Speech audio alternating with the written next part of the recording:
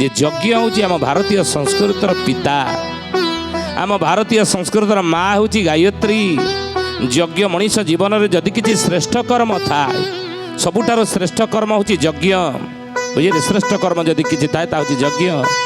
ତେଣୁ ସେଇଥିପାଇଁ ଅତୀତରେ ଆମ ପୂର୍ବଜମାନେ ପ୍ରତ୍ୟେକ ଦିନ ଅଗ୍ନିହୋତ୍ର କରୁଥିଲେ, ଯଜ୍ଞ କରୁଥିଲେ। କହନ୍ତିନି ବ୍ରାହ୍ମଣ ମାନେ ଇଏ ଅଗ୍ନିହୋତ୍ରୀ ବ୍ରାହ୍ମଣ, ଇଏ ଅଗ୍ନିହୋତ୍ରୀ ବ୍ରାହ୍ମଣ ଅର୍ଥ ବ୍ରାହ୍ମଣ ଯଜ୍ଞ କଲା ପରେ ହିଁ ଅନ୍ୟ କର୍ମ ସେ ଯାହା କରେ ଦିନଚର୍ଯ୍ୟା। ତେଣୁ ସେଇଥିପାଇଁ ଯଜ୍ଞ ଦ୍ୱାରା ହିଁ ବ୍ରାହ୍ମଣ ସବୁକିଛି ପ୍ରାପ୍ତ କରିପାରୁଥିଲା।